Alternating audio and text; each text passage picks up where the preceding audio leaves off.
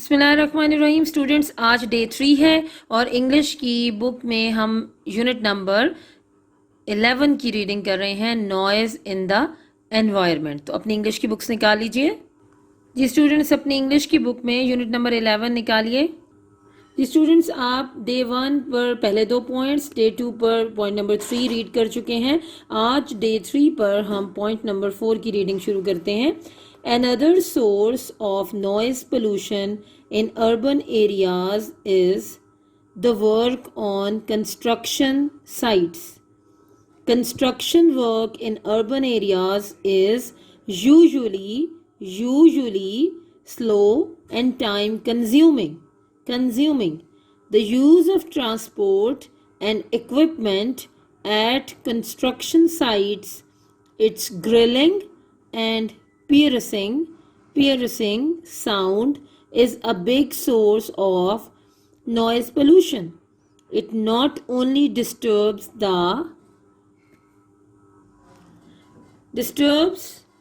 the general public but also affects the construction workers by causing mental fatigue.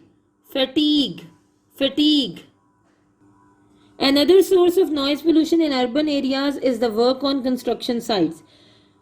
شور کی آلودگی کا ایک اور ذریعہ تعمیراتی جگہوں پر کام کرنا ہے، یعنی جو کام ہو رہا ہوتا ہے کنسٹرکشن سائٹس پر، جہاں پر کوئی چیز بن رہی ہوتی ہے تو وہاں پر بھی آپ نے دیکھا ہوگا کہ بہت شور ہو رہا ہوتا ہے، یہ بھی شور کی آلودگی میں اضافے کا باعث بنتا ہے۔ Construction work in urban areas is usually slow. شہری علاقوں میں جو تعمیر کا کام ہے، تعمیراتی کام ہے، وہ یوزلی کا مطلب ہوتا ہے عام طور پر سلو، آہستہ ہوتا ہے، اینڈ ٹائم کنزیومنگ، اور اس پر بہت زیادہ وقت لگتا ہے۔ The use of transport and equipment at construction sites, اب جو کنسٹرکشن سائٹس ہوتی ہیں یعنی وہ جگہ جہاں پر تعمیراتی کام ہو رہا ہوتا ہے، ادھر جو استعمال ہو رہی ہوتی ہیں آمد و رفت کے ذریعے، ٹرانسپورٹ، گاڑیاں اینڈ اکوپمنٹ، اور جو ساز و سامان آ رہا ہوتا ہے، اٹس گرلنگ، اس کی بہت ہی زیادہ آپ گرلنگ کہہ سکتے ہیں کہ بہت ہی جو مختلف قسم کے آلات کا استعمال کرنے سے بہت ہی تھکانے والی آوازیں جو ہوتی ہیں، اینڈ پیرسنگ، اور باریک سی آواز ہوتی ہے جیسے کوئی چیز کاٹ رہے ہوں تو آپ اس آواز کو کہیں گے پیرسنگ، چیرتی ہوئی آواز، is a big source of noise pollution. یہ سب شور کی آلودگی کی بڑی وجوہات ہیں۔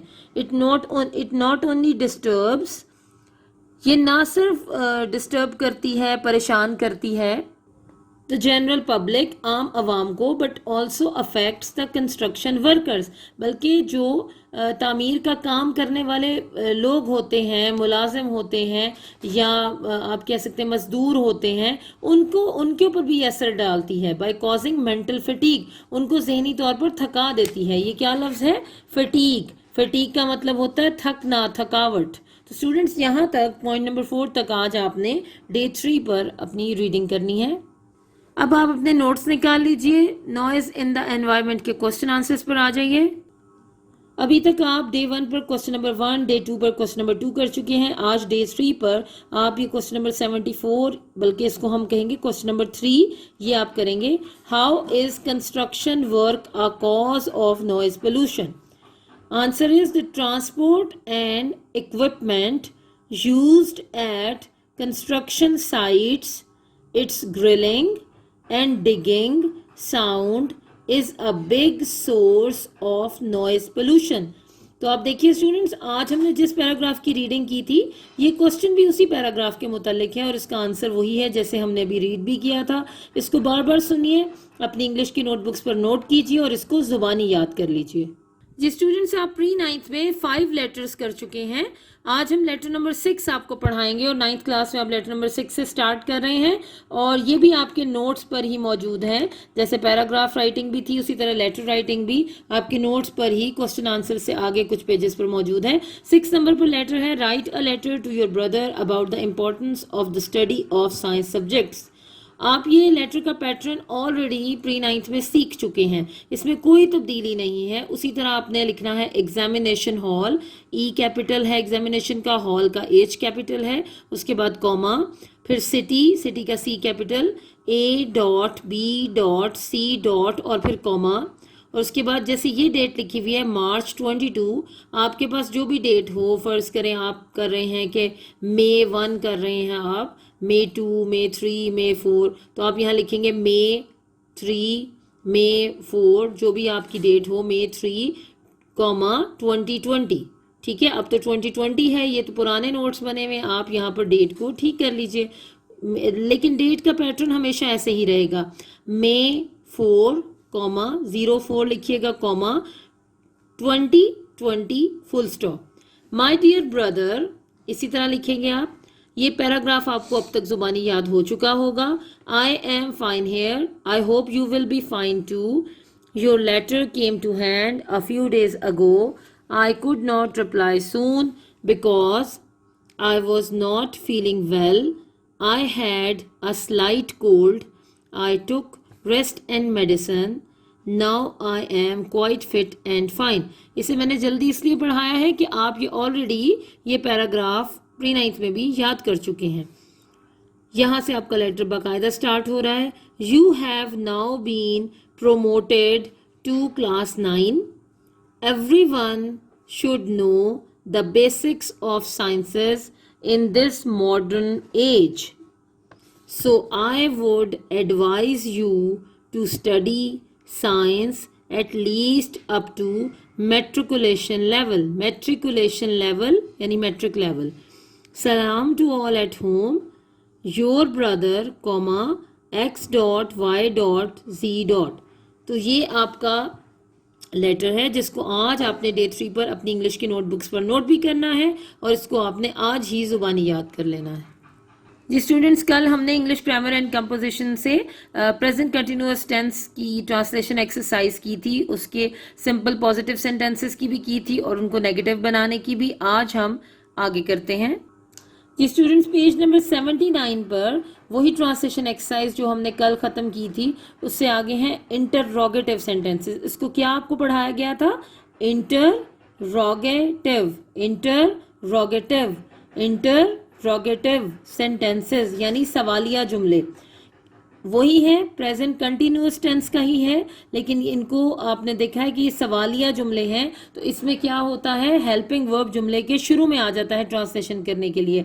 क्या बच्चा सो रहा है, हेल्पिंग वर्ब इज है, तो कैसे आ गया, इज द बेबी स्लीपिंग, आगे क्वेश्चन मार्क। क्या तुम खबरें सुन रहे हो, are you listening to the news, क्या खिलाड़ी मैच खेल रहे हैं, are the players playing the match, क्या सलमा अपनी खाला के घर जा रही है, is Salma going to her ants house, लोग कहाँ नाच रहे हैं, where are the people dancing, तलबा स्कूल से जल्दी वापस क्यों आ रहे हैं, Y are the students coming back early from school, हवाई जहाज यहाँ क्यों उतर रहा है, Y is the plane landing hair, क्या तुम्हारी घड़ी रोजाना 5 मिनट पीछे रह रही है, is your watch losing 5 minutes daily, घंटी कौन बजा रहा है, who is ringing the bell, मेहमान कब यहाँ पहुँच रहे हैं, when are the guests arriving hair, कितने आदमी इस मामले पर गौर कर रहे हैं, how many persons are considering this matter, क्या मैं आपको मुखातिब नहीं कर रहा हूँ, M I not addressing you, nurse किससे बातें कर रही है, home is the nurse talking to, doctor मरीज को टीका कैसे लगा रहा है, how is the doctor injecting the patient. कुछ में रूल चेंज हो जाता है, जैसे ये होम और हाउ वाले जो जुमले हैं, व्हेन वाले हैं, हु वाले हैं, इनमें WH वाले जो जुमले होते हैं अमूमन ये जुमले के शुरू में जब इस तरह का कोई जुमला होता है तो ये आ जाते हैं जुमले के स्टार्ट में। डॉक्टर मरीज को टीका कैसे लगा रहा है, how is the doctor injecting the patient, बाकी रूल तो वही रहेगा। कितने वकील बहस कर रहे हैं, how many lawyers are arguing.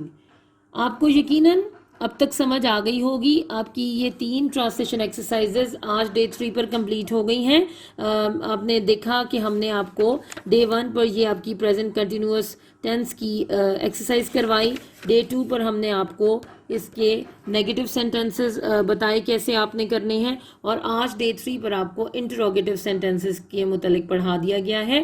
آپ ان تینوں ایکسرسائزز کو بار بار دہرائیے اور ان کو آپ یاد کرنے کی کوشش کیجیے۔ آئیے بیٹا اب ڈے 3 میں ہم کوسچن نمبر 3 جو ہے کوسچن نمبر 4 سٹارٹ کرتے ہیں۔ 3 ہم نے کر دیا تھا، ڈے 2 میں آپ کوسچن نمبر 4 سٹارٹ کرتے ہیں۔ اب ڈے 3 میں ہمارے پاس جو ہے کوسچن نمبر 4 ہے، for what value of m is the polynomial p of x exactly divisible by x plus 2۔ اب یہاں پہ دیکھو اسٹیٹمنٹ دیکھو نظر آ رہا ہے، یہاں پہ وہ کہتے ہیں m کی ویلیو کیا ہوگی اگر یہ پولینومیل ایگزیکٹلی ڈیویزیبل کرے x پلس 2 پہ۔ تو ایگزیکٹلی ڈیویزیبل اس وقت کرے گا جب ریمائنڈر 0 آنا چاہیے۔ تو ہم کیا کریں گے کہ ہمارے پاس اس نے کنڈیشن دے دی کہ یہ ایگزیکٹلی ڈیویزیبل ہے، اگر ہے تو ریمائنڈر 0 کر کے ہم m کی ویلیو فائنڈ کریں گے۔ اب طریقہ کار وہی ہے کہ p آف x ہم نے لکھ دیا as p of x is exactly divisible by x plus 2 therefore remainder is 0، یعنی کہ ریمائنڈر کیا ہونا چاہیے 0۔ کیا ہے ہمارے پاس جو ہمارے پاس فیکٹر ہے وہ کیا ہے x plus 2، x plus 2 کو 0 کریں گے x is equal to 2، یعنی کہ p of minus 2 is equal to، یعنی کہ جو ریمائنڈر کی بات کر رہے ہیں p of minus 2 یعنی x کی جگہ minus 2 پٹ کریں پولینومیل آف x میں تو اس کا جواب 0 آنا چاہیے۔ تو ہم کیا کریں گے p آف مائنس 2 یہاں پہ x ہے وہاں مائنس 2 پٹ کر دیا۔ اب ہم اس کو سالو کریں گے، p آف مائنس 2 کی جگہ پہ اس نے کہا ہے کہ اس کی کنڈیشن کیا تھا کہ وہ 0 ہونا چاہیے، تو p آف مائنس 2 کی جگہ 0 لکھ دیں۔ اب یہ مائنس 2 کا کیوب مائنس 8 ہو جائے گا، مائنس 2 کا اسکوائر 4 ہو جائے گا، اور یہ مائنس 12 ہو جائے گا، مائنس 3 ہے۔ ہم سمپلیفائی کریں 4 8 ٹائم 32 ہو جائے گا، 7 4 ٹائم 28 ہو جائے گا، 12 آ جائے گا، مائنس 3 ہے۔ اب ان ساروں کو حل کریں گے تو ہمارے پاس آنسر کیا آ جائے گا، یہ اس کو حل کریں گے تو مائنس 72، اور یہ مائنس 3m ہے، اس کو ادھر لے آئیں تو یہ پلس 3m ہو جائے گا۔ m ہم نے فائنڈ کرنا ہے، یہ 3 ادھر آ کے ڈیوائڈ ہو جائے گا، جب اس کو ہم حل کریں گے تو 24 آ جائے گا، تو m ہمارے پاس کیا ہوگا مائنس 24۔ اب اگر آپ اس کو چیک کرنا چاہیں تو m کی جگہ پہ مائنس 24 پٹ کریں اور اس کو جب حل کریں گے، اب آپ دیکھیں m کی جگہ مائنس 24 پٹ کریں تو m کی جگہ مائنس 24 پٹ کریں تو یہ دیکھو 24 مائنس کا اور 3 کا مائنس 24 72 اور یہ مائنس، تو دونوں آپس میں کیا ہونا چاہیے برابر آ جائیں گے۔ اب اس کا کوسچن نمبر 5 آپ نے جو ہے وہ خود حل کرنا ہے۔ اب کوسچن نمبر 6 کی طرف چلتے ہیں۔ وہ کہتے ہیں دا ریمائنڈر، اب یہاں پہ سوال کو سمجھنے، اب دیکھو سوال آگے آگے جا کے بڑھتے جا رہے ہیں، آسان ہوتے، یعنی کہ اگر آپ کو ایک میتھڈ آ جائے، ایک سمجھ آ جائے کہ جب وہ فیکٹر ہوگا تو اس کا ریمائنڈر کیا ہونا چاہیے 0 ہونا چاہیے۔ اب کوسچن نمبر 6 میں کہتے ہیں the remainder after dividing the polynomial p of x is equal to x cube plus ax square plus 7 by x plus 1 is to be calculate the value of a and b if this expression leaves a remainder of b plus 5 and being divided by x minus 2۔ اب یہاں پہ ذرا غور سے دیکھیں، سوال ذرا lengthy ہے، اس کو اچھے طریقے سے دیکھنا ہے آپ نے۔ وہ کہتا ہے کہ دا ریمائنڈر آفٹر ڈیوائڈنگ، یعنی کہ ڈیوائڈ کرنے کے بعد جو ریمائنڈر ہے پولینومیل یہ bx plus 1 is 2b، یعنی کہ اس کا ریمائنڈر یعنی کہ x plus 1 یعنی کہ x plus 1 is equal to 0، x is equal to minus 1 پٹ کرتے ہیں تو اس کا ریمائنڈر کیا آتا ہے 2b آتا ہے۔ Calculate value of a and b، a اور b کی ویلیو فائنڈ کریں if the expression leaves a remainder of b plus 5 on being divided by x minus 2، جب x minus 2 پہ ڈیوائڈ کرتے ہیں تو اس کا ریمائنڈر کیا ہو جاتا ہے b plus 5 ہوتا ہے۔ تو یہ دونوں ریمائنڈر پٹ کر کے a اور b کی ویلیو فائنڈ کرنی۔ اب پہلا کویسچن میں پولینومیل آف x ہم لکھتے ہیں when p of x is divided by x plus 1، کیونکہ پہلا نمبر x plus 1، تو x plus 1 is equal to x is equal to minus 1، یعنی کہ p of x کی جگہ minus 1 is equal to کیا آنا چاہیے، ریمائنڈر کیا ہوگا 2b، یہ اس کی کنڈیشن تھی، یعنی کہ p of minus 1 is equal to 2b ہونا چاہیے۔ اب ہم p of minus 1 پٹ کریں گے، پولینومیل پٹ کر دیا، اب p of minus 1 کی جگہ 2b لکھا، یہ 1 آ جائے گا مائنس، یہ ہمارے پاس a آ جائے گا، یہ 7، تو یہ a plus 6 2b is equal to a plus 6۔ اب 2b minus 6 is equal to کیا ہو جائے گا a ہو جائے گا، یعنی کہ 2b اور minus a آ جائے، یہ کویشچن نمبر 1 ہوگی۔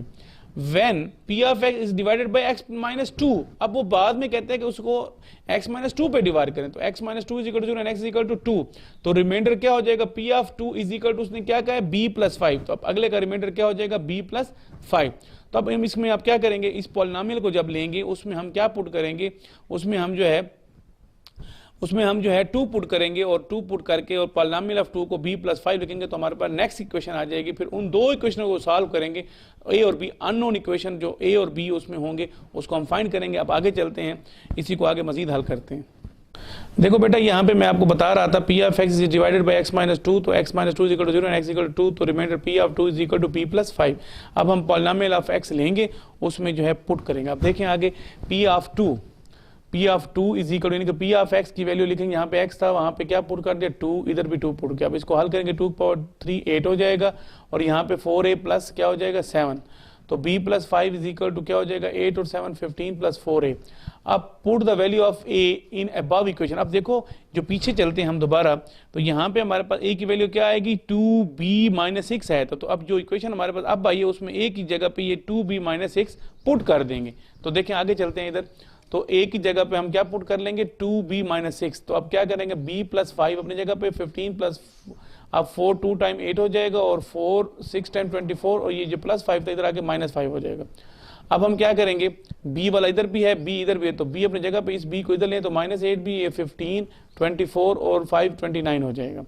अब ये क्या हो जाएगा 7b, और ये क्या हो जाएगा 14, माइनस का माइनस से माइनस कैंसिल हो जाएगा, b इज इक्वल टू 14, ये 7 डिवाइड हो जाएगा 2 7 टाइम 2 7 2 टाइम 14 हो जाएगा 2, तो b इज इक्वल टू 2।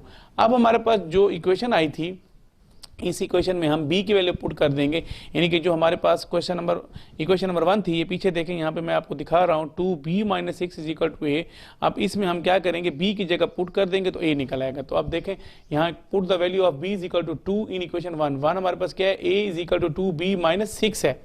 अब 2b की जगह 2 पुट कर देंगे, 6 अपनी जगह पे 2 2 टाइम 4 हो जाएगा माइनस 6, अब माइनस 6 प्लस 4 क्या हो जाएगा माइनस 2, तो a की वैल्यू माइनस 2 आ जाएगी, b की वैल्यू 2 आ जाएगी। तो उसने यही हमारे पास सवाल में डिमांड की थी कि a और b की वैल्यू फाइंड कर, तो हमने a और b फाइंड कर दिया। अब सेम क्वेश्चन नंबर जो 6 है 7 8 और 9 बिल्कुल 6 की तरह है, तो ये आपने खुद हल करने, सेम है, कोई फर्क नहीं है, तो यही मेथड इस्तेमाल करेंगे और 7 8 9 क्वेश्चन आपका हल हो जाएगा।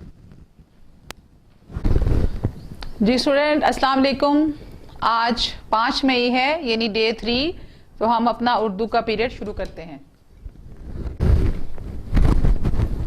जी बेटा हम यहाँ से पढ़ेंगे, कल हमने यहाँ तक पढ़ा था, आज हम यहाँ से पढ़ेंगे। अलगू को आए दिन अदालत से वास्ता रहता था, कानूनी आदमी थे, जुम्मन से जरा करने लगे। एक एक सवाल जुम्मन के दिल पर हथौड़े की ज़रब की तरह लगता था।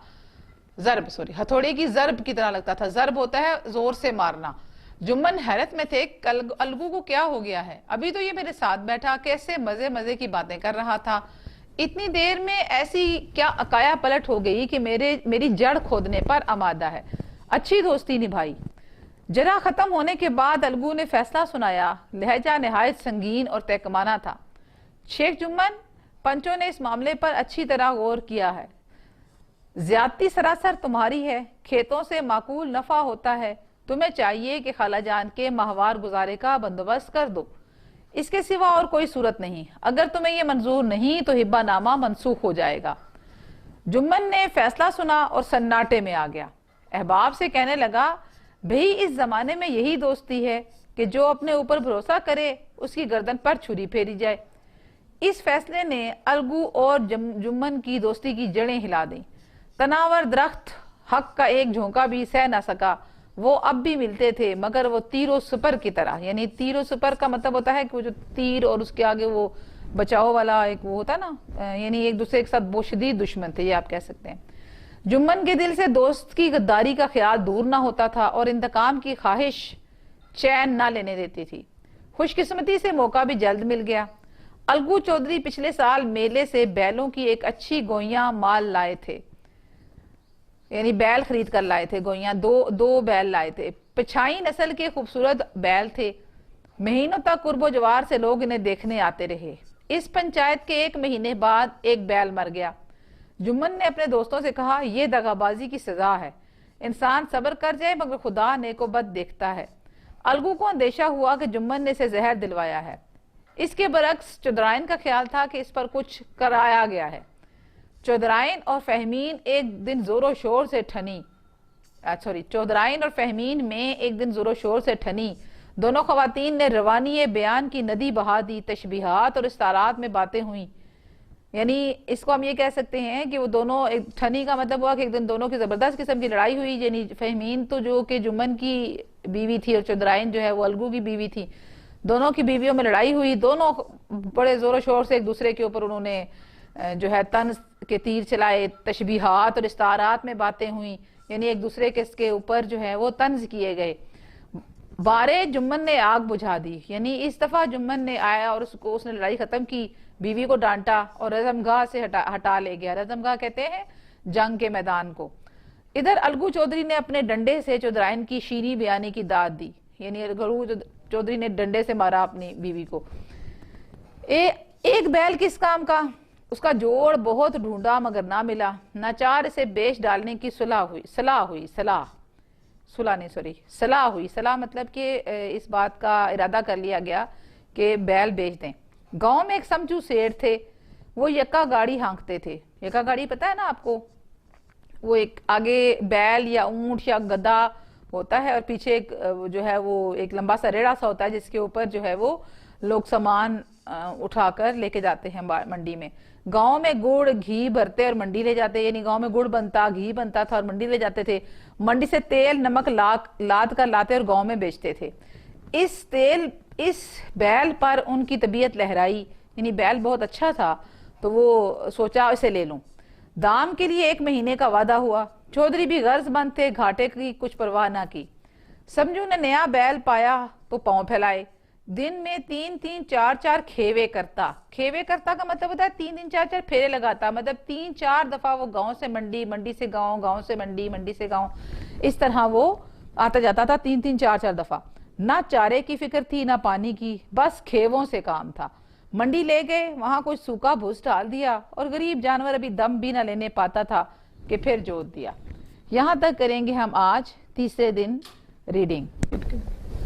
جی اسٹوڈنٹس، اب ہم کریں گے اس کے سوالات کے جوابات جو آج مکمل ہو جائیں گے. سوال نمبر 7 دیکھیں. سمجھو سیٹھ نے الگو چودھری سے خریدے ہوئے بیل کے ساتھ کیا سلوک کیا؟ جواب ہے سمجھو سیٹھ نے خریدے ہوئے بیل کے ساتھ نہایت برا سلوک کیا. دن میں 3-3 4-4 کھیوے کرتے، نہ چارے کی فکر تھی نہ پانی کی، بس کھیووں سے کام تھا. بیل کو منڈی لے جاتے، وہاں کچھ سوکھا بھوس ڈال دیا، ابھی بیل دم نہ لینے پاتا تھا کہ پھر جوت دیا. بیچارے بیل کا برا حال ہو گیا. آخر کار بیل ایک دن ایسا گرا کہ پھر نہ اٹھا. یہ ہے اس کا جواب. سوال نمبر 8 دیکھیں. الگو چودھری اور سمجھو سیٹھ نے کون سا تنازع پنچایت کے سامنے پیش کیا؟ سمجھو سیٹھ کا بیل مر گیا تو اس نے الگو چودھری کو بیل کی قیمت دینے سے انکار کر دیا، اس لیے دونوں میں تکرار ہو گئی اور مقدمہ پنچایت کے سامنے پیش کر دیا گیا. سوال نمبر 9 ہے. شیخ جمن نے فیصلہ سناتے ہوئے انصاف کے اصولوں کو کہاں تک پورا کیا؟ جواب ہے شیخ جمن نے بہت غور سے فیصلہ سنا، بہت غور سے مقدمہ سنا اور اپنی عظیم الشان ذمہ داری کا احساس کرتے ہوئے فیصلہ سنایا. حق اور راستی انصاف کے اصولوں کو، راستی کے ہوگا، حق راستی انصاف کے اصولوں کو مکمل طور پر پورا کیا. بس اتنے سے آپ نے 3 سوال یاد کرنے ہیں اور اس کو لکھنا ہے. جی اسٹوڈنٹس، اب ہم چیپٹر نمبر 7 سٹارٹ کرتے ہیں اور اس چیپٹر کا نام ہے properties of matter. Matter Urdu میں مادہ اس کو کہتے ہیں اور پراپرٹیز جو ہیں وہ اس مادے سے متعلق جو اس کی خصوصیات ہوتی ہیں، جو اسی سے ہی صرف ریلیٹڈ ہوتی ہیں، ان کا مطالعہ کیا جاتا ہے. تو پراپرٹیز آف میٹر کا مطلب یہ ہوتا ہے کہ ہم مادے کی خصوصیات کا مطالعہ کرتے ہیں اس چیپٹر کے اندر. اس کا انٹروڈکشن کچھ یوں ہے کہ آپ کو پتہ ہے کہ matter exist in 3 states. Matter کو میں تھوڑا سا ڈیفائن کر دوں کہ آل the thing which have weight and occupy space، وہ چیز جو وزن رکھتی ہو اور جگہ گھیرتی ہو وہ آپ کے پاس کیا کہلاتی ہے؟ میٹر کہلاتی ہے. اور یہ بیسیکلی 3 اسٹیٹس میں جو ہے وہ ایگزسٹ کرتا ہے. Matter exist in 3 states: solid, liquid and gas. There are many properties associated with matter. بہت ساری خصوصیات ہیں میٹر کی. For example matter has weight, یہ ویٹ اس کی خصوصیت میں آتا ہے، پراپرٹی میں آتا ہے. اینڈ آکوپائی اسپیس، یہ بھی والیوم بھی جو ہے وہ اس کی پراپرٹی میں آتا ہے. یہ اسپیس آکوپائی کرنا کا مطلب ہوتا ہے volume. There are some other properties which are associated with one state of matter but not with other. For example solids have shape of their own and while liquid and gas do not. مطلب جو soldiers ہوتے ہیں ان کی shape ہوتی ہے، ایک fix shape ہوتی ہے، لیکن لیکوڈ اور گیس کی یہ نہیں ہوتی. Liquids on the other hand have definite volume. ان کا والیوم ہوتا ہے، مطلب یہ اگر کسی بھی برتن میں ڈالا جائے تو اس की शेप में आ जाते हैं, उनका वॉल्यूम बनता है. वाइल्ड गैसेस डू नॉट, मतलब उसको आप किसी भी कंटेनर में भरेंगे गैस को तो वो उसमें पानी की तरह जो है वो उस जगह को ऑक्यूपाई नहीं कर सकेगी. All these materials are differ in their hardness, density, elasticity, conductivity and other qualities. Kinetic molecular theory जो है वो आपके पास क्या है, इन प्रॉपर्टीज को अंडरस्टैंड कराने में बहुत ज़्यादा हेल्पफुल साबित होती है. यहाँ पर उसके कुछ फीचर्स हैं, कुछ नुकात हैं जिनको हम काइनेटिक मॉलिक्यूलर थ्योरी को यहाँ पर हम थोड़ा सा शॉर्टली एक्सप्लेन करेंगे. Kinetic molecular theory of matter has some important features. Number one, matter is made up of particles called molecules. Matter basically in molecules से मिलके बना होता है और molecules में atoms होते हैं. मतलब इस तरह मैं आपको arrangement बता दूं, chain बता दूं तो atom molecule बनाता है और molecule क्या बनाता है, matter बनाता है. Number two, the molecules remain in continuous motion. ये हमेशा अगर आप गैस को आप देखेंगे तो वो किसी भी कंटेनर के अंदर जब आप उसको आप भरेंगे तो वो उसमें मॉलिक्यूल्स कभी भी एक जगह पे कायम नहीं रहेंगे, वो इधर उधर घूमते रहेंगे, रैंडम मोशन में, कंटिन्यूअस मोशन में रहेंगे. Number three, molecules attract each other. Molecules जो है वो अट्रैक्ट करते हैं, सॉलिड में बहुत ज़्यादा अट्रैक्ट करते हैं, लिक्विड में जो है वो आप इस तरह समझें कि उससे कम करते हैं सॉलिड के मुकाबले में, लेकिन गैसेस से ज़्यादा उसमें अट्रैक्शन होती है लिक्विड के अंदर. जबकि गैसेस में वो तभी अट्रैक्ट करते हैं जब वो एक दूसरे के करीब आते हैं. तो ये काइनेटिक मॉलिक्यूलर थ्योरी के कुछ पॉइंट्स हैं. Kinetic molecular theory model is used to explain 3 states of matter, solid, liquid and gas. अब ये देखें, सॉलिड्स में आप देखें कि सॉलिड्स की प्रॉपर्टीज क्या हैं, वो लिक्विड और गैस से किस तरह डिफर हैं. Solid have definite shape and volume. इसके अंदर एक फिक्स शेप होती है और उसका वॉल्यूम होता है. मतलब आप मुख्तलिफ चीज़ों को देख लें, जैसा कि आयरन है, स्टोन, इस तरह की जो चीज़ें हैं, मतलब जो सॉलिड मटेरियल में आते हैं, वुड हो गई, ये सारी जो है वो एक डेफिनिट शेप और वॉल्यूम रखती हैं. For example stone, spoon, pencil etcetera, there molecules are held closer to each other. वो एक दूसरे के साथ बहुत ज़्यादा जुड़े होते हैं bye strong force of attraction called intermolecular forces. वो इन मॉलिक्यूलर फोर्सेस की मदद से एक दूसरे के साथ बहुत स्ट्रांगली जुड़े होते हैं. Particles of solids vibrate about their mean position under the action of force but do not leave their mean position. ये किसी भी, जब भी कोई फोर्स इनके ऊपर लगती है, जैसा कि आप लोहे के ऊपर हथौड़े से हिट करते हैं तो उसके मॉलिक्यूल्स जो हैं वो अपनी जगह पे वाइब्रेट करने लग जाते हैं, लेकिन अपनी पोजीशन को छोड़ते नहीं हैं. लिक्विड्स में आ जाएं. लिक्विड अब इसमें प्रॉपर्टीज क्या वो बताता है. The distance between the molecules of a liquid is slightly more then in solids. मतलब मॉलिक्यूल उस तरह जुड़े नहीं होते जिस तरह सॉलिड में जुड़े होते हैं, लेकिन वो इस तरह आपस में इकट्ठे होते हैं, लेकिन उसको हम इर्रेगुलर फॉर्म कहेंगे. ये रेगुलर फॉर्म में अरेंज नहीं होते, थोड़ा सा इनमें फ़र्क होता है, फासला होता है. Liquids have no definite shape. इसकी कोई शेप नहीं होती जैसा कि आप देख सकते हैं, बट हैव डेफिनेट वॉल्यूम. उनका वॉल्यूम होता है बट इट कैन फ्लो. ये बह सकता है. पानी जो है, आप पानी को आप ग्लास में भरेंगे तो वो ग्लास की शेप में आ जाएगा, जब आप उसको नीचे बहाएंगे तो वो ऐसे बह जाएगा. तो इसमें फ्लो करने की जो है वो क्वालिटी होती है, मतलब उसमें ये प्रॉपर्टी पाई जाती है लिक्विड के अंदर. So it attains the shape of a container in which it is put. जब भी आप किसी भी कंटेनर में उसको डालेंगे तो ये उसकी शेप अख्तियार कर लेता है. Attractive forces between the molecules of liquids are weaker than in solids. Solid के मुकाबले में जो मॉलिक्यूल्स लिक्विड में होते हैं उनकी अट्रैक्टिव फोर्सेस वीक होती हैं. अब हम आते हैं गैसेस की तरफ. ये देखें, gases have no fixed shape and volume. ना इनका कोई शेप होती है और ना ही कोई वॉल्यूम होता है. They can be filled in any container of any shape. वो अब आप सिलेंडर को देख लें, गैस के सिलेंडर को, उसमें आप जब भी गैस को भरते हैं तो वो उसके अंदर एक तो गैसेस जो हैं वो जिसको आप ये कह सकते हैं कि वो दिखाई नहीं देती. वो जस्ट जिसको आप यूँ समझ लें कि आप उसको सूंघ के आप जो है वो उसका अंदाज़ा लगाते हैं कि गैस है कोई. तो उसका कोई ना कोई शेप होती है ना कोई वॉल्यूम होता है. There molecules have random motion. उनके मॉलिक्यूल्स की मोशन जो है वो रैंडम होती है and move with very high velocities. और वो बड़ी हाई वेलोसिटीज़ के साथ मूव करते हैं. Gases are much lighter than solids and liquids. Their molecules are much farther apart there than solid. یہ solid کے مقابلے ان کے molecule جو ہے وہ ایک دوسرے کے ساتھ سے بہت دور ہوتے ہیں, جیسا کہ آپ اس شکل اس ڈائیگرام کے اندر دیکھ سکتے ہیں. molecules ایک دوسرے سے بہت دور ہوتے ہیں. Gases can be squeezed into smaller volume. ان کو آپ کمپریس کر کے کوئی بھی پسٹن آپ رکھ کے کسی بھی گیس کے سلنڈر پہ آپ اس کو کمپریس کر سکتے ہیں تو وہ سکویز ہو جاتے ہیں ان کے مالیکیولز ایک دوسرے کے ساتھ جو ہے وہ ایسے سمجھے نا کہ جیسے پانی کے مالیکیولز جو ایک دوسرے کے اوپر سے سلپ ہو جاتے ہیں, ایسے جب آپ گیس کو کمپریس کرتے ہیں تو ان کے مالیکیولز بھی ایک دوسرے کے ساتھ جو ہے وہ ملتے ہیں یا پھر سلپ ہو کے ایک دوسرے سے دور ہوتے ہیں. اس طرح کی سچویشن بن جاتی ہے. Their molecules continuously strike with the walls of the container. کیوں؟ کیونکہ ان کی موشن جو ہے وہ رینڈم ہوتی ہے, وہ ادھر ادھر گھوم رہے ہوتے ہیں, تو اس لیے وہ کنٹینر جس میں بھرے ہوتے ہیں اس کی والز کے ساتھ ٹکراتے رہتے ہیں. So gases exerts pressure on the walls of the container. اس ٹکراؤ کی وجہ سے والز آف دا کنٹینر پہ پریشر جو ہے وہ بنتا رہتا ہے, اور اگر گیس کی مقدار کسی بھی کنٹینر میں زیادہ ہو جائے تو یہ پریشر بھی زیادہ ہو جائے گا. اس طرح آپ نے دیکھا ہوگا کئی دفعہ جو ہے وہ گیس کے سلنڈر پھٹ جاتے ہیں. ان کی وجہ یہی ہوتی ہے کہ اس میں بہت زیادہ مقدار میں گیس بھر جاتی ہے, تو ان کی پریشر بھی بڑھ جانے کی وجہ سے وہ پھٹ جاتا ہے. اب ہم نیکسٹ کویسچن نمبر 2 کی طرف بڑھتے ہیں کہ does there exist a fourth state of matter? What is that? کیا کوئی میٹر کی چوتھی سٹیٹ بھی ہے, کوئی حالت چوتھی بھی ہے؟ بالکل ہے.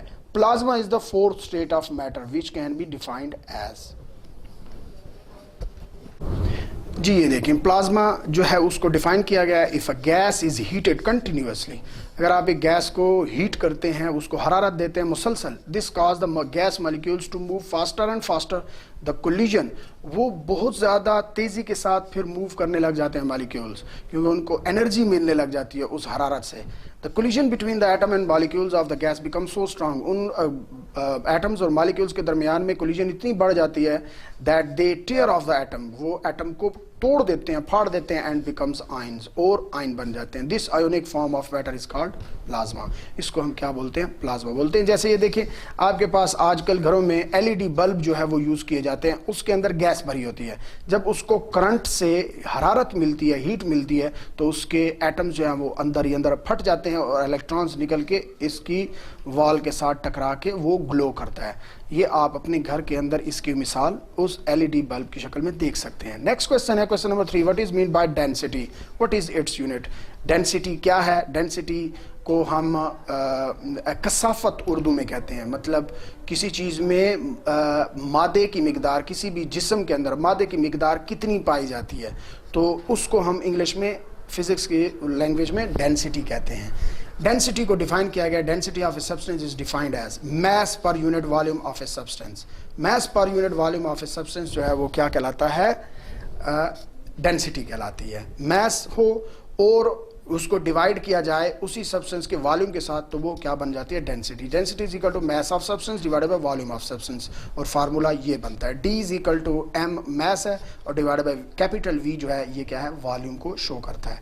ایسا یونٹ آف ڈینسٹی از کے جی میٹر کیوب. کیوں؟ کیونکہ میس کی یونٹ جو ہے وہ کے جی ہے اور والیوم کی یونٹ جو ہے وہ میٹر کیوب ہوتی ہے, تو اس حساب سے اس کی یونٹ یہ بنتی ہے. نیکسٹ کویسچن ہے ہائیڈرومیٹر, کہ ہائیڈرومیٹر کیا ہوتا ہے؟ Hydrometer is a glass tube with a scale mark on it. Its stem, اس کی جو اس کا اسٹیم جو اس کا وہ ہوتا ہے پوری ایک, جیسا کہ یہ آپ کے پاس یہ اگر ہائیڈرومیٹر ہے تو یہ اس کا اسٹیم ہے.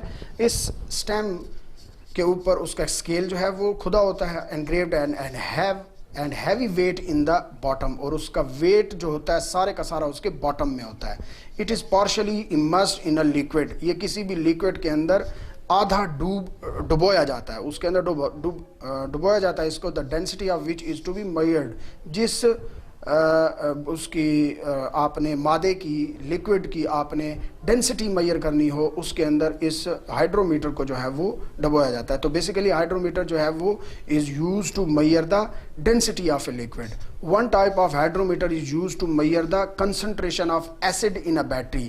ایک بیٹری کے اندر ایسڈ کی کنسنٹریشن کو دیکھنے کے لیے کہ وہ بیٹری کتنا کام کر سکے گی, اس کے ایسڈ کو میئر کرنے کے لیے وہ ہائیڈرومیٹر جو ہے وہ یوز کیا جاتا ہے، جس کی شکل آپ کو یہ نیچے نظر آ رہی ہے. یہ دیکھیں یہ ایسڈ میٹر ہے اور یہ آپ کے پاس ہائیڈرومیٹر جو ہے وہ لیکوڈ، عام لیکوڈ کے اندر ڈینسٹی کو جو ہے وہ میئر کرنے کے لیے استعمال کیا جاتا ہے. یہ ایسڈ میٹر ہے.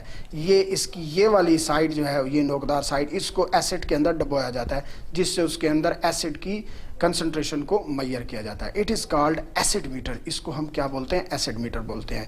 یہ کویشچن ہے ایک کانسیپچول ٹائپ کویشچن ہے. Can we use a hydrometer to measure the density of Malik?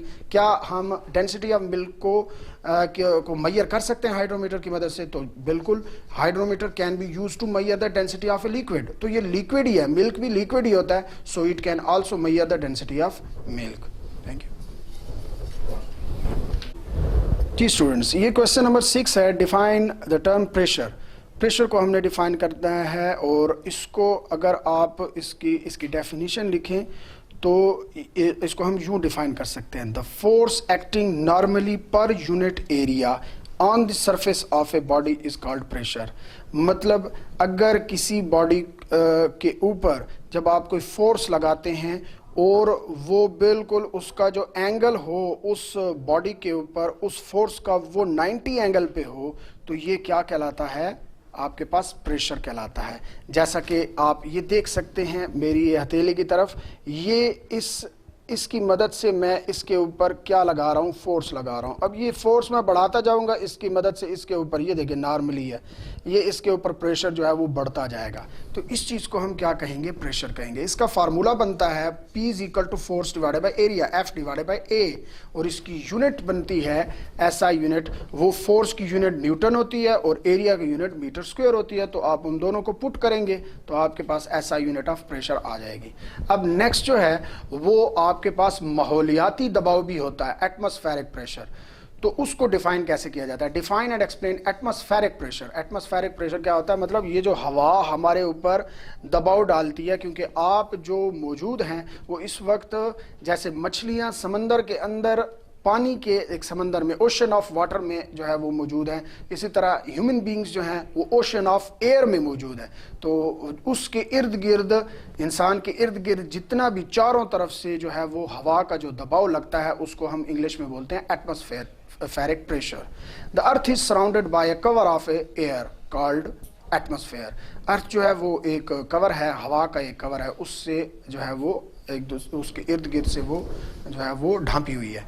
Year is a mixture of gases. تو جو گیسز ہیں وہ مل کے کیا بناتی ہیں؟ ایئر بناتی ہیں. The density of air in the atmosphere is not uniform. کہیں پر اس ہوا کا جو ڈینسٹی ہے وہ کہیں زیادہ ہوتی ہے ایٹماسفیئر میں اور کہیں کم ہوتی ہے.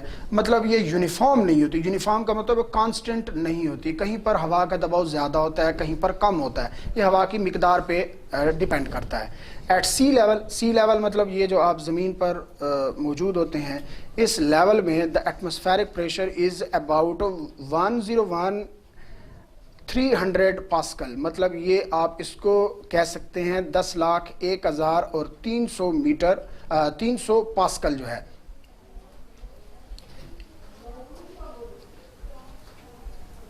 1,01,300 پاسکل، معذرت، 1,01,000 اور 300 پاسکل جو ہے. یہ پاسکل کیا ہوتی ہے؟ یہ پاسکل ایک سائنٹسٹ تھا جس نے ایٹماسفیرک پریشر کو ایکسپلین کیا تھا پہل، تو اس لیے اس کے نام پہ اس کی یونٹ کا نام ہے پاسکل. یہ SI یونٹ ہے اس کی. یا پھر اس کو اگر آپ نیوٹن پر میٹر اسکوائر میں لکھیں جو اس کی یونٹ بنتی ہے اس کے فارمولے سے، اس کے مطابق لکھیں تو وہ یوں لکھی جائے گی: it decreases continuously we go up.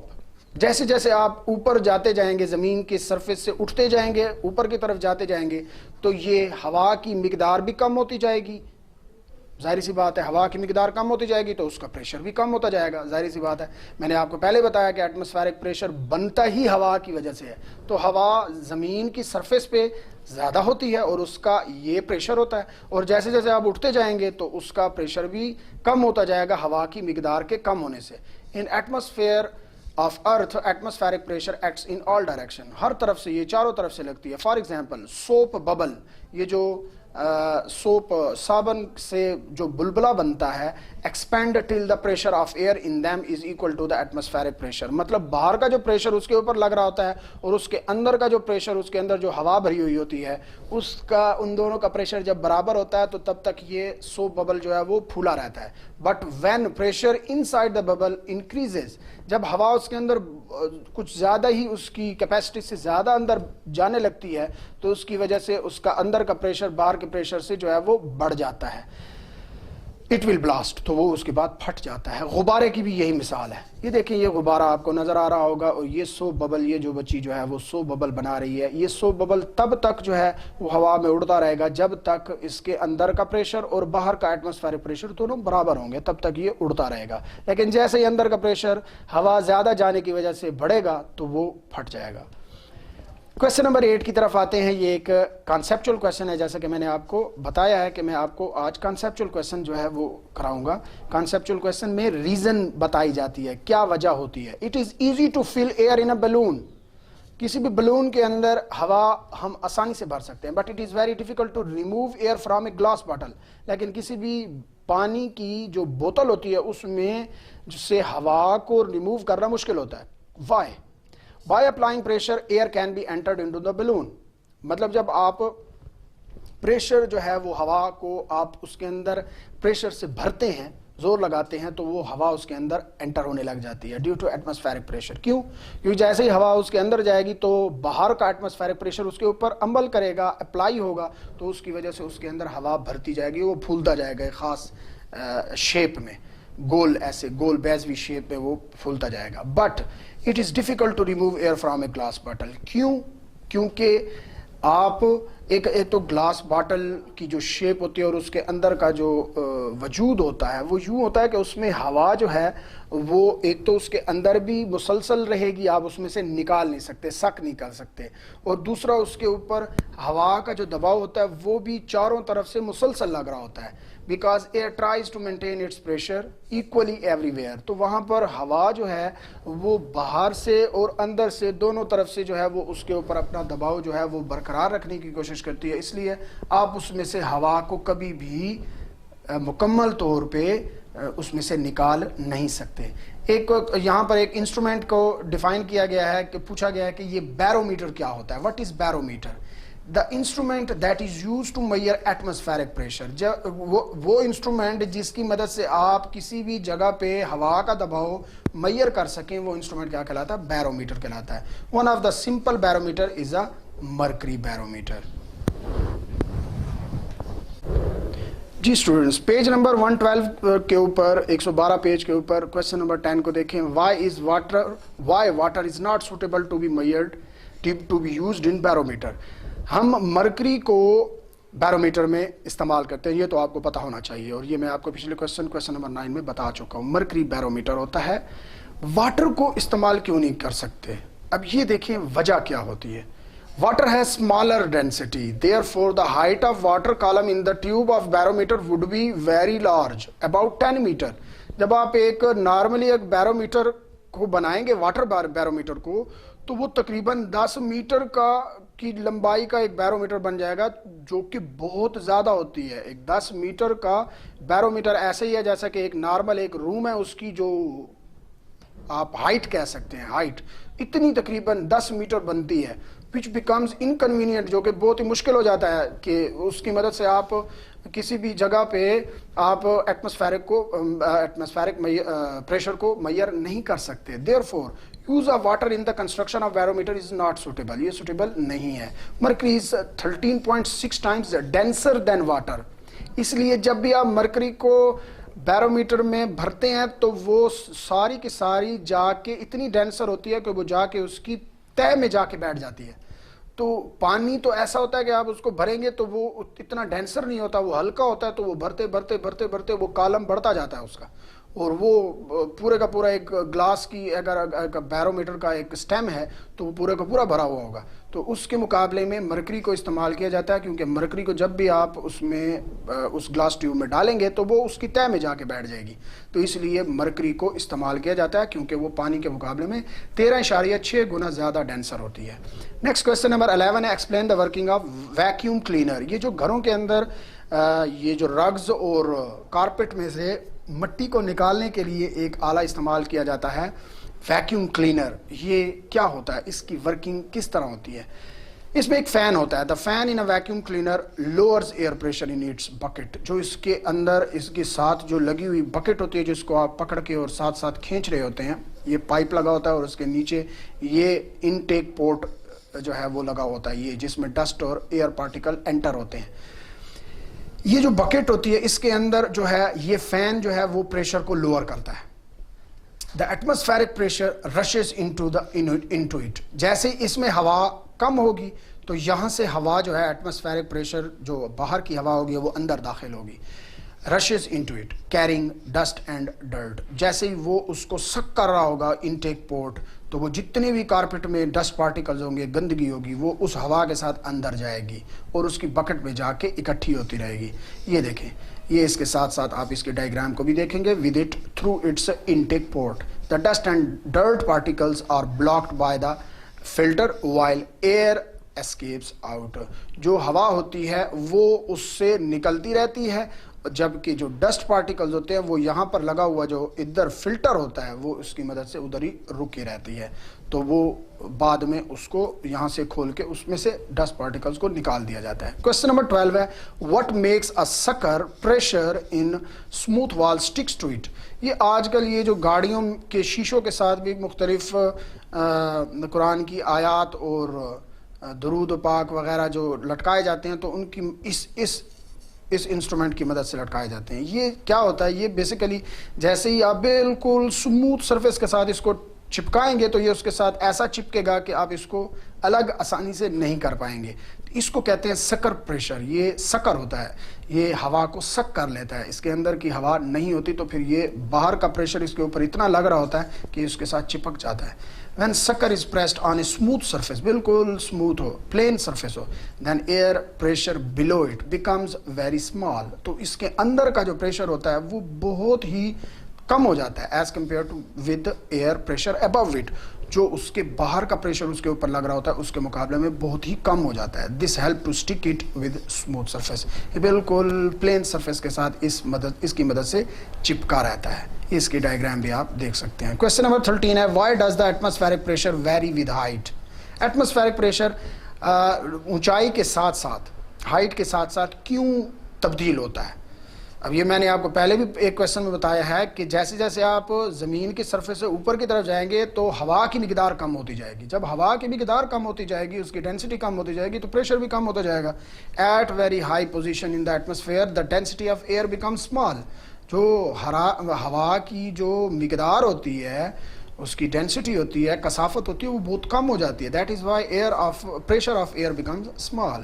Question number 14 ہے, what does it mean when atmospheric pressure at a place falls suddenly? اس کا کیا مطلب ہوتا ہے کسی بھی جگہ پہ ایٹماسفیرک پریشر ایک دم سے گر جائے؟ کیا وجہ ہوتی ہے اس کی؟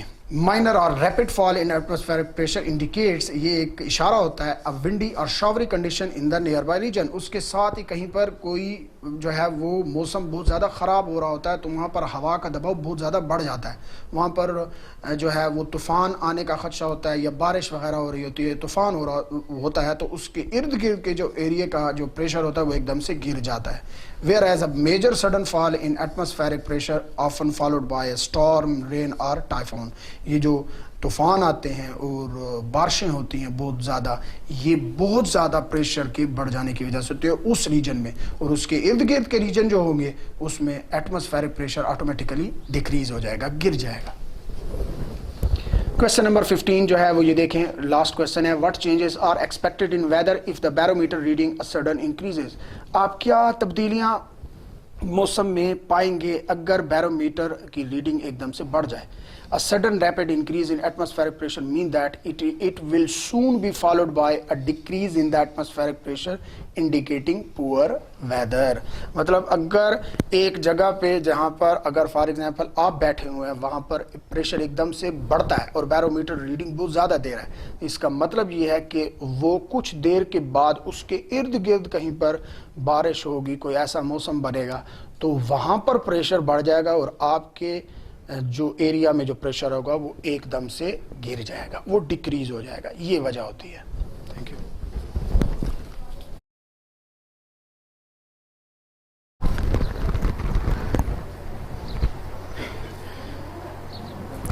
डियर स्टूडेंट्स, क्या आपको चैप्टर 6 की कैलकुलेशन मुश्किल तो नहीं लग रही? आपने प्रैक्टिस की है.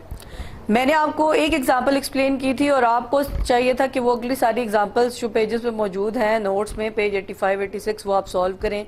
क्या आपने कल अपना टारगेट कंप्लीट किया है? अगर तो आपने किया है तो यू आर गुड स्टूडेंट. अगर आपने नहीं किया तो आज दोबारा आज के लेक्चर के साथ कैलकुलेशंस को कर लें, वरना आपको ये कभी समझ नहीं आएंगी.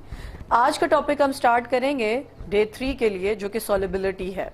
और उसके लिए मैं चाहती हूँ कि आप बहुत अटेंटिव होकर सुने, क्योंकि ये एक बहुत कॉन्सेप्ट बेस्ड टॉपिक है, रीजनिंग बेस्ड टॉपिक है. अगर समझ नहीं आएगा तो आप कभी भी इसको याद नहीं कर सकेंगे. Today's topic from chapter 6 solutions, solubility.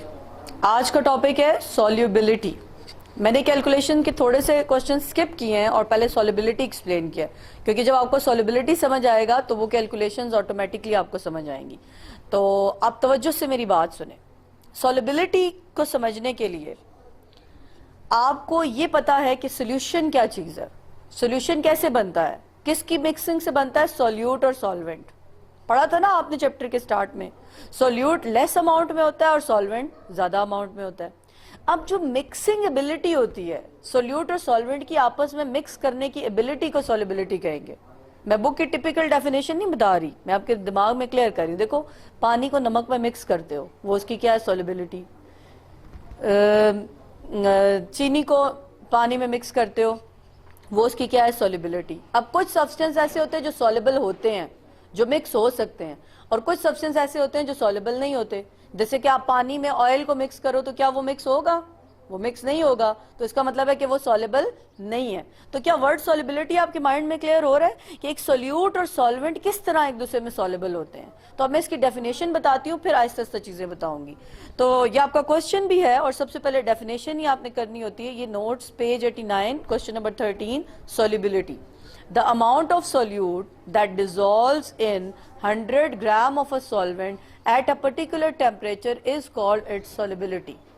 Solute की वो अमाउंट जो 100 ग्राम ऑफ सॉल्वेंट में डिसॉल्व होती है. मतलब आप 100 ग्राम ऑफ सॉल्वेंट लें, आप एक बीकर में 100 ग्राम ऑफ वाटर डालें और उसमें एक गिवन टेम्परेचर पे जितना भी नमक डिसॉल्व हो जाता है वो उसकी क्या कहलाती है, सॉल्युबिलिटी. समझ आ रही है? मैं इससे रिलेटेड एक एनिमेशन भी आपको अभी क्लिप में ऐड करूंगी जो आपको क्लियरली दिखाएगा कि सॉल्युबिलिटी असल में है क्या और सॉल्युबिलिटी किन फैक्टर्स के ऊपर डिपेंड करती है. देखो, सॉल्युबिलिटी में सॉल्युबिलिटी सॉल्यूशन की प्रॉपर्टी है जो किस पर डिपेंड करती है कि कैसे सॉल्यूट किसके अंदर डिसॉल्व हो रहा है, सॉल्वेंट में. तो सॉल्युबिलिटी किस चीज का नाम है, इंटरेक्शन का नाम है, दोस्ती का नाम है between solute and solvent.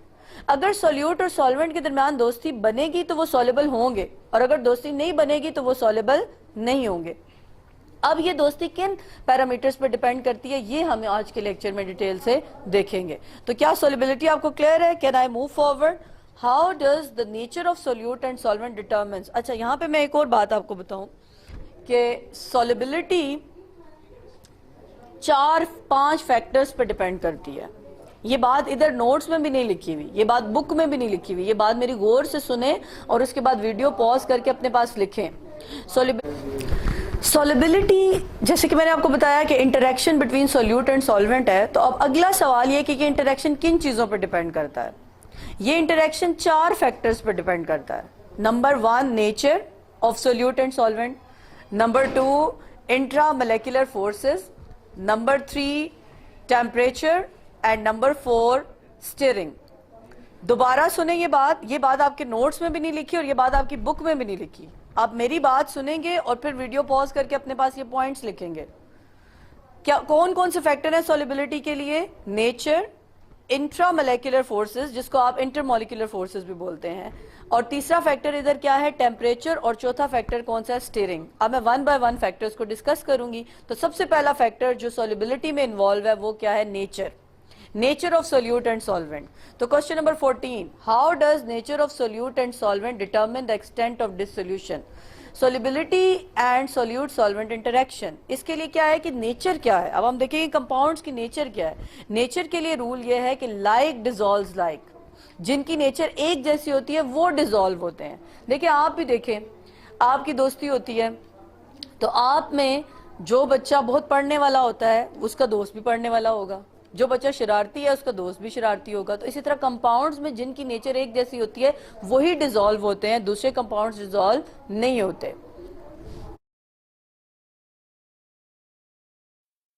Solubility in solutions. Objective: to learn about the solubility of substances in solutions and types of solutions.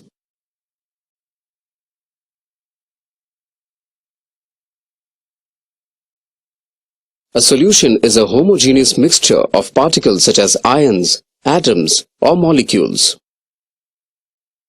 It consists of a solute in a lesser amount and a solvent in a greater amount. The solute is dissolved in the solvent, which is the dissolving medium. Solubility is the maximum amount of solute dissolved by a given amount of solvent at a definite temperature. Therefore, the solubility of the given substances in a given solute is temperature dependent. تو nature کے حوالے سے کیا role ہے سولیبلٹی کے لیے؟ Like dissolves like, جو ایک جیسے ہوتے ہیں وہ ایک دوسرے میں سولیبل ہوتے ہیں. اب ہم دیکھتے ہیں کہ نیچر کیا ہے.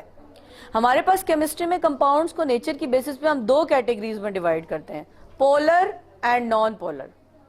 Non polar compounds non polar میں ڈیزالو ہوتے ہیں اور پولر کمپاؤنڈز پولر میں ڈیزالو ہوتے ہیں کیونکہ ان کی نیچر ایک جیسی ہوتی ہے. تو سمجھ آ رہا ہے, اس سوال کا جواب اب مل رہا ہے کہ نمک کیوں پانی میں مکس ہو جاتا ہے, چینی کیوں پانی میں مکس ہو جاتی ہے, اور آئل پانی میں مکس کیوں نہیں ہوتا, پیٹرول پانی میں مکس کیوں نہیں ہوتا, because of different nature. Water is of polar nature, تو پولر کمپاؤنڈز اس میں ڈیزالو ہو جائیں گے لیکن نان پولر کمپاؤنڈز اس میں ڈیزالو نہیں ہوں گے. اب ہم ون بائی ون ایگزامپل سے دیکھیں گے. میں نے آپ کو بتایا تھا کہ دو بڑے اسٹرانگ فیکٹر ہیں اس میں, ایک کون سا فیکٹر ہے نیچر, اور دوسرا فیکٹر کون سا ہے انٹر مولیکولر فورسز. تو اب یہ میں آپ کو ایکسپلین کر رہی ہوں. اسٹوڈنٹس یہ جو ٹاپک ہے یہ آپ کے اس چیپٹر کا موسٹ امپورٹنٹ ٹاپک ہے, یہ لانگ کوسچن میں بھی آتا ہے اور آپ نے پہلے تو اس کو سمجھنا ہے اور پھر نوٹس میں جس طرح سے یہ بنایا گیا ہے لانگ کوسچن اسی طریقے سے اٹیمپٹ کرنا ہے. Solubility of ionic and polar compound. اچھا, آپ چیپٹر 4 کیمسٹری میں یہ بھی پڑھ کے آئے ہیں کہ بانڈنگ کی بیسس پہ ہم کمپاؤنڈز کو دو کیٹیگریز میں ڈیوائڈ کرتے ہیں, آئنک اینڈ کوولنٹ. اب آئنک کمپاؤنڈز پولر کمپاؤنڈ میں ڈیزالو ہو جاتے ہیں. اچھا ایک بات اور, ایک پوائنٹ اور آپ کو بتا دوں, نیچر کی بیسس پہ کمپاؤنڈ کیا ہے پولر اینڈ نان پولر, اور بانڈنگ کی بیس پہ کمپاؤنڈز کیا ہے آئنک اینڈ کوولنٹ. آئنک کمپاؤنڈز کون سے ہوئے جن کے درمیان آئنک بانڈ ہے, اور کوولنٹ کمپاؤنڈز کون سے ہوئے جن کے درمیان کوولنٹ بانڈ ہے. اب جو کوولنٹ کمپاؤنڈز ہیں وہ آگے سے دو ٹائپ کے, پولر اینڈ نان پولر. تو پہلی ایگزامپل جو میں ادھر آپ کو بتا رہی ہوں وہ کس کی ہے, آئنک اینڈ پولر کمپاؤنڈز کی. تو ہم یہ کہنا چاہ رہی ہوں کہ آئنک کمپاؤنڈز پولر کمپاؤنڈز کے اندر مکس ہو سکتے ہیں, دے آر سولیبل. یہ کیسے, یہ ڈائیگرام دیکھیں, اس ڈائیگرام کو غور سے دیکھیں. یہ ڈائیگرام آپ کو ایکسپلین کر رہی ہے کہ نمک پانی میں کیسے مکس ہو جاتا ہے. جیسے ہم نمک کو پانی میں ڈالتے ہیں NaCl تو وہ ٹوٹ جاتا ہے آئنز میں, sodium ions and chloride ions. Sodium ions پہ کیونکہ پوزیٹیو چارج ہے تو اس کو واٹر مالیکیول کا کون سا حصہ سراؤنڈ کر لیتا ہے نیگیٹو. آپ کو واٹر کا سٹرکچر پتا ہے نا, آکسیجن کے اوپر کون سا چارج ہے نیگیٹو, پارشل نیگیٹو چارج, اور ہائیڈروجن کے اوپر کون سے چارجز ہیں پارشل پوزیٹیو. تو سوڈیم کو چاروں طرف سے کون گھیر لیتا ہے, واٹر مالیکیول کا پارشل نیگیٹو اینڈ, جو کہ کیا ہے آکسیجن. اسی طرح کلورین جب آتا ہے, کلورائڈ آئن اس کو بولیں گے, کلورائڈ آئن کو واٹر مالیکیول کا کون سا حصہ سراؤنڈ کر لیتا ہے پوزیٹیو. پوزیٹیو کس پہ ہے, ہائیڈروجن پہ. کیا یہ ڈائیگرام سمجھ آ رہی ہے؟ So this is the interaction due to which ionic compounds are soluble in polar compounds. Ionic compounds کس میں سولیبل ہوتے ہیں, پولر میں. اور اس انٹریکشن, اس دوستی کا نام ہے آئن ڈائپول انٹریکشن, کیونکہ ایک طرف آئن موجود ہے اور ایک طرف پولر کمپاؤنڈ موجود ہے. تو اگر آپ سے یہ سوال پوچھا جائے کہ آئنک کمپاؤنڈ واٹر میں کس وجہ سے سولیبل ہوتے ہیں, تو آپ کیا کہیں گے؟ آئن ڈائپول انٹریکشن کی وجہ سے سولیبل ہوتے ہیں. اور پولر کمپاؤنڈ الکوہل واٹر میں سولیبل ہے, جتنے بھی آئنک کمپاؤنڈ ہیں وہ واٹر میں سولیبل ہیں. کس کی وجہ سے؟ آئن ڈائپول انٹریکشن پہ. میں آج یہ ٹاپک کمپلیٹ نہیں کر رہی, میں یہاں پہ اس کو چھوڑ رہی ہوں اس پوائنٹ کو, اور ابھی میں آج کے لیکچر کو سم اپ کر رہی ہوں دوبارہ. میں نے آپ کو کیا بتایا؟ سولیبلٹی, کہ سولیوٹ کا سولونٹ میں مکس ہو جانا. سولیبلٹی کس پر ڈیپینڈ کرتی ہے؟ سولیوٹ سولونٹ انٹریکشن کے اوپر, دوستی کے اوپر. اور یہ دوستی کس چیز کے پر ڈیپینڈ کرتی ہے؟ 4 فیکٹرز پہ ڈیپینڈ کرتی ہے. نیچر پہ, انٹرمولیکولر فورسز پہ, ٹیمپریچر پہ, اور کس پہ ڈیپینڈ کرتی ہے؟ سٹیرنگ پہ. جس میں سے میں نے ایک فیکٹر, وہ بھی ہاف آپ کو ایکسپلین کیا کہ نیچر کے لیے کیا رول ہے؟ Like dissolves like. تو نیچر کی بیسس پہ ہمارے پاس کمپاؤنڈ یا آئنک ہیں یا پولر ہیں یا نان پولر ہیں. اور اس میں سے پہلی اگزامپل آپ کو ایکسپلین کیا کہ آئنک کمپاؤنڈ پولر کمپاؤنڈ میں سولیبل ہوتے ہیں, جس کی مثال ہے NaCl. Ionic compound polar compound میں سولیبل ہوتے ہیں کس دوستی کے ذریعے سے, کس انٹریکشن کے ذریعے سے؟ آئن ڈائپول انٹریکشن. اگر آپ کو پچھلا لیکچر یاد ہو تو میں نے اس میں ایک اینیمیشن ڈالی تھی جس میں آپ نے دیکھا تھا کہ کس طرح واٹر مالیکیولز اور NaCl مکس ہو رہے ہیں. آپ وہ اینیمیشن دوبارہ دیکھیں.